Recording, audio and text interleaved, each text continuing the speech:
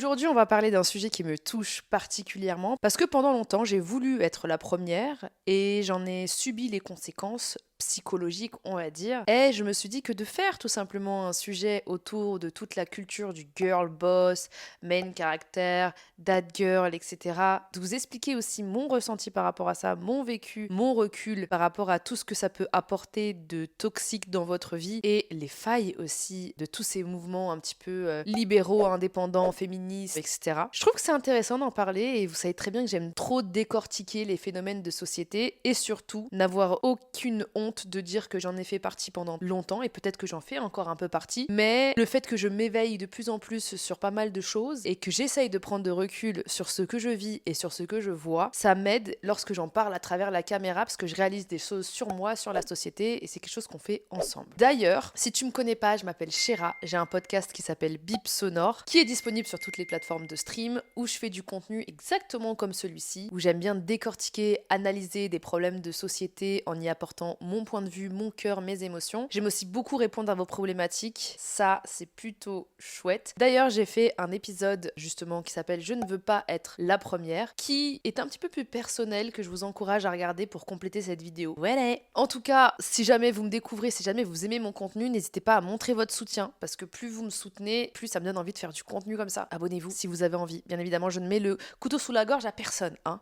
Je me suis fait des petites notes MDR. Pour une fois, je les ai pas fait sur un carnet. Chose très surprenante venant de ma part. J'ai remarqué que dans la génération dans laquelle on est vraiment sur de la surperformance. Il faut qu'on soit une femme indépendante, il faut qu'on soit une boss bitch, il faut qu'on soit une girl boss. Déjà, j'ai beaucoup de problèmes avec le terme girl boss parce que pour moi, une girl boss, c'est juste une boss, voilà. Ça fait tout simplement partie de la hustle culture qui est le fait de tout miser et de miser beaucoup de choses sur sa carrière, de travailler dur pour pouvoir en payer les fruits de son dur labeur. Il y a énormément de problématiques autour de ce mouvement et ce qui est aussi intéressant, c'est de voir qu'on peut s'y perdre et qu'on peut être influencé et être dedans sans pour autant savoir qu'il y a des limites et qu'il y a énormément de failles aussi à ce système-là. Le mouvement un peu girl boss a commencé à naître en 2014, suite à la sortie du livre de Sophia Amoruso. Si vous savez pas qui c'est Sophia Amoruso, c'est tout simplement la fondatrice et créatrice de la marque Nasty Gal, qui anciennement était petite vendeuse sur eBay. Elle a un parcours qui est très intéressant, je trouve. Donc elle revendait des pièces qu'elle trouvait, qu'elle dénichait, que ce soit en friperie ou alors en brocante, et elle les mettait aux enchères sur eBay. Au fur et à mesure du temps, elle a réussi à monter son empire. Le terme empire est super important quand on parle de la girl boss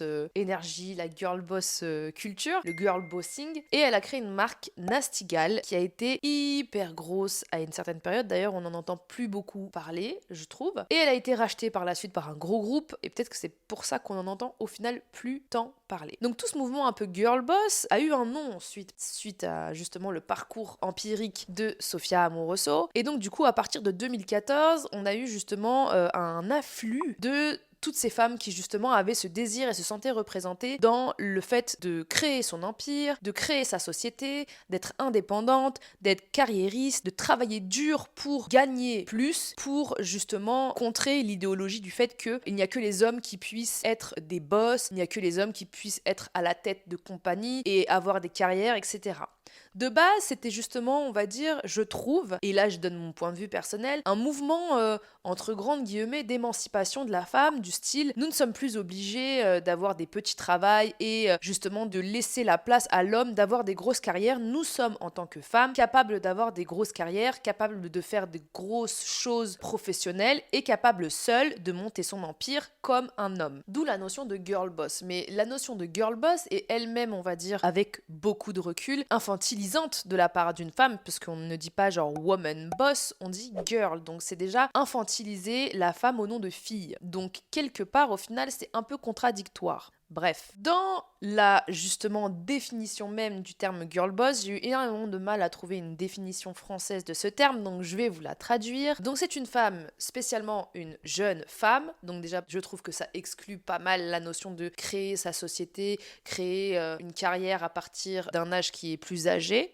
Bref, qui est ambitieuse, qui réussit dans sa carrière. En réalité, au fur et à mesure du temps, on a pu se rendre compte qu'il y avait énormément de femmes qui étaient, on va dire, indépendantes et entrepreneurs, qui justement clamaient haut et fort que pour réussir sa vie et pour avoir de la valeur en société, si tu es une femme, il faut que tu sois indépendante, que tu y arrives seule, que tu montes ton empire et que tu montres que tu peux faire plus et mieux qu'un homme en travaillant dur. Sauf que la réalité est tout autre. Au fur et à mesure du temps, même suite à ça, sont nés énormément de, je trouve en tout cas, mouvements un peu toxiques. On s'en rend pas compte quand on est dedans, hein, je vous assure, parce que quand on entend justement des discours de femmes qui te disent mais tu peux y arriver, tu peux le faire, forcément ça galvanise, forcément ça donne envie, forcément ça frustre, forcément on a envie d'être, on a envie de faire. Moi, pour vous évoquer un peu mon point de vue personnel, on va dire, j'ai longtemps été, et peut-être que je suis encore... Non, je dirais pas que je suis encore, parce que si je fais cette vidéo-là aussi, c'est peut-être parce que je me suis rendu compte de beaucoup de choses. Je me suis rendu compte, en fait, des failles de ce système parce que je les ai expérimentées sur moi et je les ai vues aussi sur les autres à travers mon influence en me disant... Ah, peut-être que je n'avais pas les mêmes remarques, peut-être que j'avais aussi des discours moi-même qui étaient toxiques, dans le sens où j'avais réellement envie d'aider les gens autour de moi et réellement envie d'aider les femmes autour de moi. Mais à force de vouloir réellement aider les femmes autour de soi, est-ce qu'on nommait pas ce qu'elles veulent réellement, elles, dans la vie, en voulant se calquer à ce que nous, on veut dans notre vie? C'est là où la question est, je trouve, super intéressante et je vais vous expliquer pourquoi. Dans ma vie, je suis passée par plusieurs phases de ma vie qui m'ont poussée à l'évolution et à la personne que je suis aujourd'hui. Là, ce que je suis en train de dire, probablement, peut-être que même plus tard, il y aura des choses que je vais dire sur des choses que je suis en train de faire aujourd'hui. Et c'est ce qui est intéressant dans l'évolution de chaque personne, je trouve. Bref, j'ai grandi dans une famille très matriarcale. Je sais pas si vous m'avez suivi, si vous le savez, si vous connaissez un petit peu mon parcours, mais en tout cas, si c'est pas le cas, je vais faire un petit résumé. Je parle beaucoup de ma vie de façon sur YouTube et sur les podcasts, donc si jamais ça vous intéresse, n'hésitez absolument pas. Ça fait même plaisir. J'ai grandi dans une famille matriarcale, donc c'est-à-dire monoparentale en plus, composée de ma mère et ma sœur. Ma mère nous a éduqués seuls et a travaillé extrêmement dur pour pouvoir subvenir à nos moyens et pour pouvoir faire en sorte qu'on ait une enfance qui soit incroyable. Moi, j'ai adoré mon enfance sur beaucoup de points de vue et sur même tous les points de vue. S'il y a une boss girl que je dois remercier sur Terre, c'est bien ma mère. Bref, j'ai pas envie de chialer pour le moment. Ma mère a travaillé dur à l'usine pour pouvoir subvenir à nos besoins, donc forcément, une girl boss, pour moi, c'est ça. Et ça a été toujours l'exemple que j'ai eu. J'ai grandi en banlieue parisienne et c'était extrêmement compliqué parce que on n'avait pas beaucoup de moyens, voire peu de moyens financiers. Donc j'ai vu ma mère et ma sœur travailler extrêmement dur, mais ce qui est drôle, c'est qu'on peut rejoindre un parallèle qui est différent dans le sens où ma mère vient d'une génération des années 60, donc c'est-à-dire qu'elle est née en Algérie, elle a été très petite quand l'Algérie est devenue indépendante. Je viens aussi d'une famille de grand-mère et d'arrière-grand-mère qui sont des femmes qui se sont battues pour l'indépendance de l'Algérie et encore plus pour l'indépendance des femmes en Algérie. Et je suis extrêmement fière de mon patrimoine génétique à ce moment-là quand je l'évoque à travers une caméra. Chéra, essaye de ne pas pleurer s'il te plaît. Bref. Et donc du coup, ce qui est marrant, c'est que ma sœur a 10 ans de plus que moi. Pour moi, j'estime que les générations évoluent de manière tellement rapide ces derniers temps, avec Internet, avec l'information et le fait qu'il y a énormément de personnes qui vous poussent à avoir votre libre arbitre ou non. Ce qui est aussi très intéressant, c'est que les générations sont de plus en plus nouvelles à chaque fois. La génération de ma sœur, elle est à des années-lumière de ma génération alors qu'on n'a que 10 ans d'écart. Votre génération qui me regardez, elle est peut-être à des années-lumière de ma génération, autant que celle de ma sœur, alors que ça se trouve, on a juste que 5 années d'écart. Ce qui est extrêmement intéressant. Derrière, j'aimerais peut-être faire une vidéo sur ça, ce serait peut-être très intéressant. Bref, et ce que je conçois dans ce trio familial que j'ai avec ma mère et ma sœur, c'est que les aspirations n'étaient pas les mêmes. Ma sœur a toujours voulu avoir une carrière justement très dans les règles de l'art pour pouvoir justement faire mieux et nous sortir du milieu social dans lequel on est. C'est ce qu'on vit, on va dire, quand on grandit en banlieue de familles vraiment pas aisées du tout, voire pauvres, et de familles monoparentales qui plus est racisées. On a cette espèce de désir de revanche sur la vie pour pouvoir justement essayer de sortir sa famille de la merde, pour vous faire gros. Bref. Et donc du coup, la carrière de ma sœur est complètement différente que la mienne puisqu'elle a fait des études de droit extrêmement poussées qui font que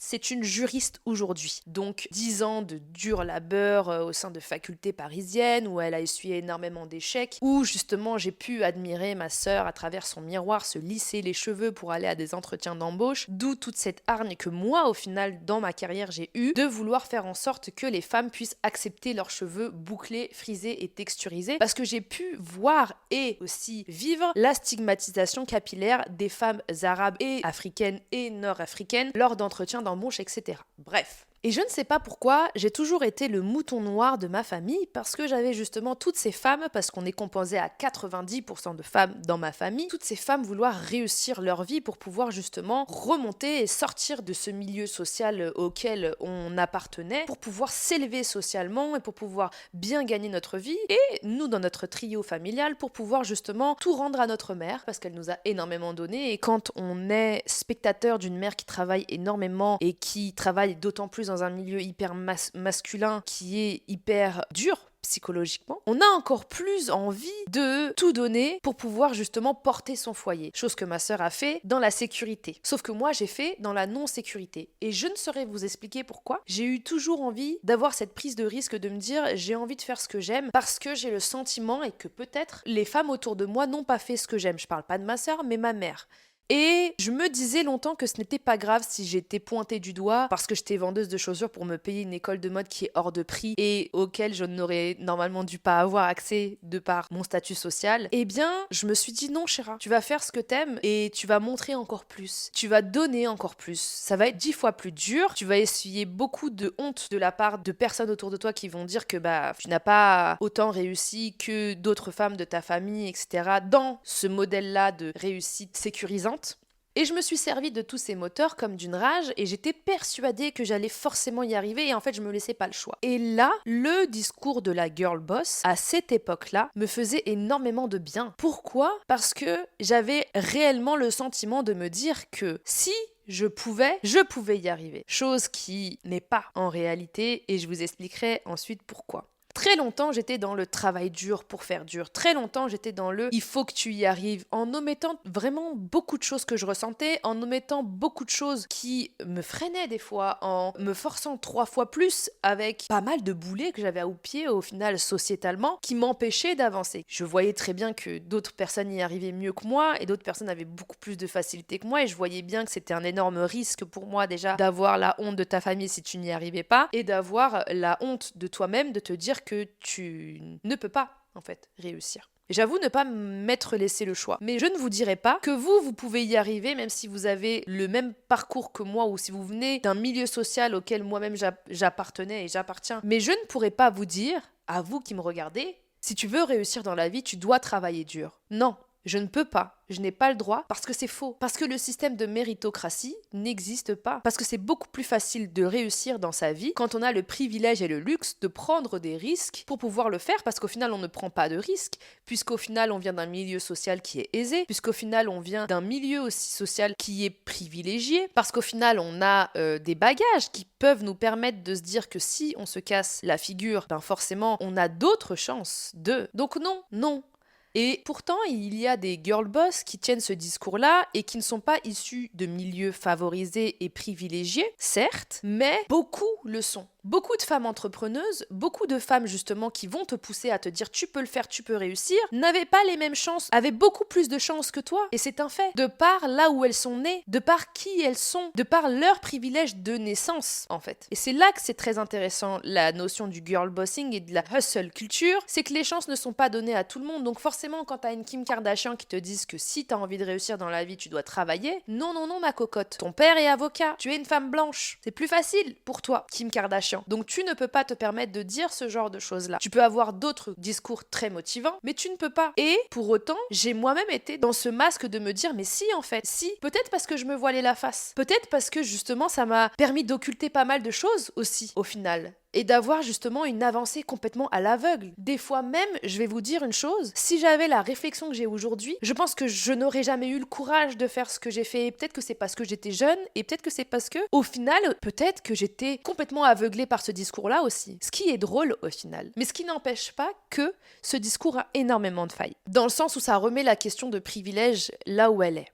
Forcément, prendre le risque d'avoir une carrière artistique, c'est beaucoup plus facile d'une personne qui y est privilégiée qu'une personne qui ne l'est pas. Une femme artiste qui vient d'une famille pauvre, qui est racisée et qui justement n'a pas les moyens financiers et qui se jette à l'aveugle, a 1 milliard de fois moins de chances qu'une femme qui a justement un bagage, un privilège et qui peut se dire si j'y arrive pas, ça, si ma lubie artistique elle ne perce pas, je vais pouvoir faire autre chose parce que j'ai les contacts, parce que ma mère va pouvoir, parce que j'ai le bagage financier, parce que mon CV va passer, parce que justement j'ai un nom qui fait que mon CV va passer. En 2023, le racisme dans le travail existe encore, quand même le combat est difficile en réalité. Donc comme je le disais dans mon podcast, et c'est une image que j'ai prise qui est très intéressante, c'est comme un jeu vidéo, il est beaucoup plus facile de réussir ton niveau quand t'as plusieurs vies que quand t'en as aucune. Si t'en as aucune, tu perds, c'est mort. Si t'as 3 vies, bien sûr que c'est plus facile de réussir, parce que tu vas en perdre une, 2, et la 3e elle va passer. Donc la notion de privilège, elle est exactement la même. Donc c'est là où le mouvement girl boss a ses limites et a ses failles, et peut s'avérer être mauvais. Et je dis pas, il y a des personnes qui sont issues de milieux, qui étaient issues de milieux défavorisés, avec beaucoup moins de privilèges, voire pas de privilèges du tout, et qui ont elles-mêmes ce discours. Mais c'est peut-être ce discours dont elles se sont persuadées qui les a, dans un moment donné de leur vie, aidées à se surpasser. Mais ça reste quand même un discours qui a ses limites. Et c'est pour ça que je fais cette vidéo aujourd'hui aussi, parce que les conséquences numéro 1 ou 2 du girlbossing, de tout ce mouvement-là, c'est que c'est un mouvement qui est hyper culpabilisant, en vrai. Parce que, forcément, si on n'a pas, à un moment donné, de la chance, et je ne crois pas à la chance, et c'est drôle de dire que je ne crois pas à la chance, parce qu'il y a plusieurs facteurs qui montrent que, quelque part, il y a des fois un peu de chance, au final. Et c'est là où mon discours est intéressant, parce que un peu contradictoire, et parce que ça pousse encore plus à la réflexion, au final. Mais, cela n'empêche que ce discours est hyper culpabilisant, parce que, en portant justement de la valeur auprès des femmes qui ont une carrière, et qui veulent avoir de la carrière, et en disant, si tu veux être une femme de valeur, si tu veux être une femme importante dans la société, il faut que tu aies une carrière, on culpabilise les femmes qui ne le sont pas en dénigrant leur valeur. Sauf que pour moi, toutes les femmes ont une valeur et j'espère pour vous aussi. Parce que toutes les femmes ont un parcours qui est plus ou moins difficile déjà parce que ce sont des femmes, premièrement, et qu'on vit dans une société qui est patriarcale. Et en réalité, ce discours-là peut pousser des jeunes générations à dénigrer les femmes qui n'ont pas de carrière. Et c'est là où c'est super amusant et je vais tout simplement faire de la transposition encore une fois à moi-même. Pourquoi ? Parce que j'ai longtemps été dans le besoin de vouloir convertir absolument toutes les femmes autour de moi à vouloir être des femmes indépendantes et carriéristes pour pouvoir être heureuses dans leur vie. J'ai été cette personne toxique à dire « Mais meuf, pourquoi tu fais ce travail-là ? Tu l'aimes pas ? Pourquoi tu fais ci ? T'aimes pas ce que tu fais ? Tu devrais créer ci, créer ça, et je vais t'aider. Tu devrais monter ci, monter ça. Tu serais tellement plus heureuse. Chéra, qu'est-ce que t'en sais ? Ferme ta gueule !» Tu n'en sais rien. Peut-être que t'es en train de mettre une graine dans le cerveau de quelqu'un qui n'a pas envie de faire ça. Mais sous prétexte que t'es en train de lui dire que c'est ça, avoir de la valeur, t'es en train de la dénigrer, premièrement. T'es en train de la culpabiliser, deuxièmement. Et t'es en train de lui montrer une voie qui n'est pas la sienne et dans laquelle elle va pas s'épanouir. Donc c'est un mensonge, chéra. Arrête de transposer ce que tu as vécu et arrête de transposer qui tu es auprès de quelqu'un d'autre. Ça ne sert à rien de vouloir convertir tout le monde parce qu'au final, c'est pas du féminisme ça. Parce que tu ne respectes pas les choix et les ambitions des autres. Parce qu'au final, tu veux vouloir convertir tout le monde à ton idéologie. Et au final, qu'est-ce que c'est le féminisme ? Premièrement, le féminisme, c'est le fait d'avoir accès aux mêmes droits que les hommes. Et c'est rechercher l'égalité des sexes. Bref, au-delà de ça, c'est aussi accepter la liberté des autres. Accepter aussi la liberté de penser des autres. Accepter la liberté des choix des autres. Alors que peut-être à certains moments, j'ai fait du bien à certaines personnes. Et je parle d'un point de vue personnel en réalisant que... Parce que tu peux réaliser que t'es pas heureux dans ta vie et que peut-être que tu as besoin ou envie de plus. Mais le suggérer, est-ce que c'est pas mieux ? Est-ce que poser la question déjà à ces femmes de dire « Comment ça va ?» Laissez l'espace aux gens. Laissez l'espace aux gens de dire « Ça va, moi j'aime bien, oui. » Ou alors « Ça va pas, franchement, j'aime pas mon boulot, je me sens pas heureuse, je me sens peut-être plus heureuse de faire autre chose. » Ah, as-tu déjà pensé à qu'est-ce qui te ferait plaisir ? Cette approche est beaucoup plus pédagogue, moins culpabilisante, il n'y a plus de notion de valeur, parce que tu places la valeur au sein d'une femme en particulier, en lui disant que ce que son cœur a envie de faire, ça a de la valeur, et que ça aura de la valeur en elle, et qu'on s'en fout de ce que la société peut dire de sa valeur au final. Parce que ce qui compte, c'est comment elle se fait briller, elle. Tu vois ce que je veux dire ? Et donc, où ce mouvement, justement, dénigre les autres femmes, je vais vous expliquer. Dernièrement, j'avais vu un espèce de TikTok. C'était une meuf qui disait... il y avait justement une vidéo d'une vie basique, selon elle, avec un pavillon, une Renault Scénic, et elle disait « Oh là là, cette vie-là, ma phobie, je peux pas, etc. » Et en fait, je me disais « Waouh, qu'est-ce que le girlbossing a bien pu faire, en réalité ?» De placer le bonheur déjà au sein des choses matérielles, premièrement. De placer la valeur des gens autour du matériel aussi. aussi et de placer le bonheur des gens autour du matériel et en dénigrant aussi la vie des autres. Qui dit que avoir un pavillon, une Renault Scénic, c'est pas ton bonheur déjà, pour commencer? Si toi t'es bien comme ça, si toi avec ta famille t'es bien comme ça, ton bonheur n'est pas le même que celui de ton voisin. Mais ton voisin n'arrêtera pas de te dire que ton bonheur n'est pas bon parce qu'il ne correspond pas à sa vision du bonheur. Et c'est ça qui est pas bien dans le girl bossing, dans le dad girl movement, dans le tout ce que tu veux, clean girl, machin, on va bien manger, machin, c'est exactement pareil. Et c'est aussi un truc duquel j'essaye de m'extirper de plus en plus. Et c'est ce qui est très compliqué en plus. Et je me souviens avoir même mis, mais en fait, si son bonheur c'est celui-ci, arrêtez de rappeler aux gens qui ne sont pas heureux alors qu'ils ne se sont même pas posé la question. Posez la question déjà aux gens. Est-ce que t'es heureux comme ça dans ta vie? Est-ce que toi t'es heureux comme ça dans ta vie là? Si pour toi t'es heureuse, alors la question ne se pose même plus puisque le problème n'existe pas. Si tu veux chercher des solutions pour pouvoir avoir accès à quelque chose qui te rendrait heureuse et que tu penses aussi encore une fois à te rendre heureuse parce que tu ne sais pas si ça te rendra heureuse ou non jusqu'à ce que tu l'aies, et je peux vous dire que je l'ai expérimenté, eh ben pose-toi les bonnes questions. Est-ce que ça me rendrait heureuse d'être à sa place? Et pourquoi? Vous voyez ce que je veux dire? Ta valeur en tant qu'individu ne réside pas dans les choses matérielles ou la carrière que t'as. Et c'est aussi quelque chose que je remarque quand on se pose la question entre nous de dire c'est quoi tes projets? C'est une question qui m'angoisse, je vous jure. Et pourtant j'ai des projets, mais c'est quand même une question qui m'angoisse. Et je me dis oulala, il faut que j'emmène plein la vue parce que forcément on va juger ma valeur sur ça. Et c'est là où je remets en question pas mal de choses aussi auprès de ma personne. Et c'est pour ça que j'estime être en constante évolution et j'espère que je suis sur le bon chemin. Quand je vous regarde, j'espère que je suis sur le bon chemin et c'est en toute humilité aussi que je vous le dis. Mais je trouve que tous ces mouvements-là placent les valeurs là où elles ne sont pas. Et c'est pour ça que c'est très intéressant pour moi de vous dire que vous n'avez pas de valeur en fonction de ce que vous avez de la valeur en fonction de ce que vous avez dans votre cœur. Et là, vous me dites « Ah, mais c'est trop bateau !» C'est la vérité. Voilà, j'en ai rien à foutre que vous me disiez « C'est un discours bateau, cher... » Je m'en fous. Votre valeur, elle se décide là. Votre valeur, elle est en fonction des petits moments de la vie que vous vivez et qui vous rendent heureux.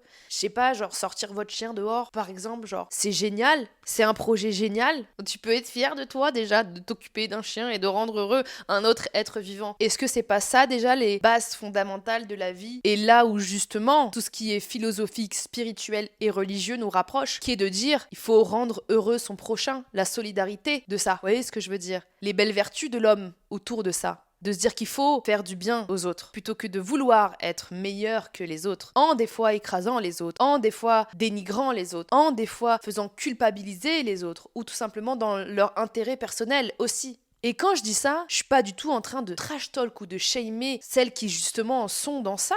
Parce que des fois, on est dans ce piège. Et c'est tout à fait humain de l'être. Et il ne faut pas aussi culpabiliser en regardant cette vidéo en disant « Ah, j'avoue, je suis dans ça. Ça veut dire que je suis pas une bonne personne. » Personne n'est bon, personne n'est mauvais. Il y a juste des moments dans notre vie où forcément on est dans le doute, forcément on est influencé, forcément on n'est pas bien, forcément on se raccroche à quelque chose qui, on pense, nous fait du bien. Mais l'essence même, pour moi, d'un être humain, c'est de faire du bien à son prochain. Et là, vous allez me dire « Mais Gérard, t'es super bateau, nanana. » Je m'en fous. C'est vrai.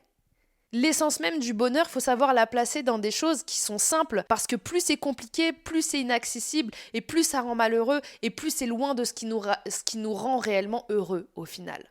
Je trouve. Et là, je suis complètement sortie de la trame que j'ai faite. Et c'est ce qui est super intéressant parce que en vous parlant et en faisant ce genre de contenu-là, je réalise encore plus de choses sur moi, je réalise encore plus de choses sur la société dans laquelle je suis en train de vivre, et j'espère aussi que vous réalisez des choses, vous, dans votre tête. Parce que c'est ce que ce genre de vidéo est là pour. Vous stimulez-vous autant que ça me stimule moi. Voilà. Au final, qu'est-ce qui a découlé un petit peu justement de toute cette girl boss attitude? C'est qu'on a vu beaucoup de personnes faire des burn-out, on a beaucoup vu de personnes parler de santé mentale. On ne parle que de ça, de la santé mentale. Mais où est le problème même autour de la santé mentale? D'où ça vient, tous ces gros problèmes de burn-out? J'avais une discussion la dernière fois avec une future maman. Peut-être que vous allez me détester. Et là, peut-être que ça s'adresse, on va dire, un petit peu plus aux personnes qui ont des enfants et qui vont peut-être comprendre ce que je suis en train de dire. Et on se disait, mais en fait, en 2023, on nous demande d'être une bonne femme, d'être une bonne mère, d'être une bonne entrepreneur. Je suis fatiguée en fait. C'est fatigant. C'est fatigant. Tu peux pas être bon partout. Tu ne peux pas parce que tu n'es pas on n'est pas des robots. Peut-être que le jour où on sera remplacé par des IA, ils y arriveront. Je sais pas. Peut-être qu'ils arriveront à faire des bébés robots, etc. Et qu'ils arriveront à tout gérer. Mais on ne peut pas. Et des fois, c'est pour ça que ça amène des mouvements complètement contraires à celui-là. On a vu le mouvement un peu Threadwife qui a été très très controversé et qui justement peut pousser. Enfin, on peut évoquer plein de choses à ce sujet-là, etc. Mais on ne peut pas dénigrer une femme qui a envie d'être mère au foyer, par exemple. Si son ambition c'est d'être mère au foyer, c'est énorme.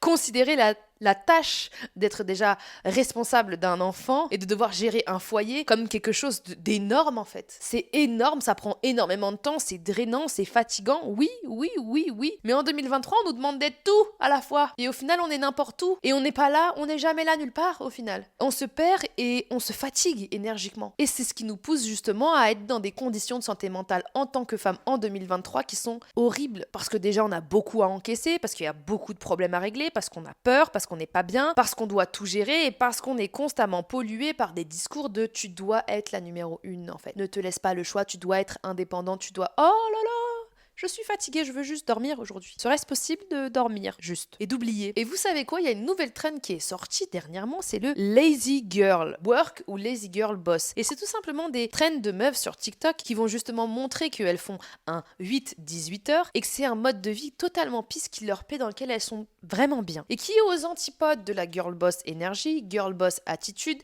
dad girl et main caractère, etc. que vous voyez, et qui montre une nouvelle facette de se déculpabiliser et de se dire et si c'est mon bonheur, si c'est là où je suis heureuse, si c'est là où je m'épanouis, si c'est là où je me sens bien, est-ce que c'est pas ce qui est le plus important? C'est là où tout ce discours est très important, c'est de se dire que si ce que tu fais aujourd'hui, ça a de la valeur à tes yeux, ça te rend heureux, ça t'épanouit, peu importe ce que tu fais, tu as de la valeur. Et c'est la valeur que tu donnes aux choses qui te font du bien qui donne ta valeur. Voilà.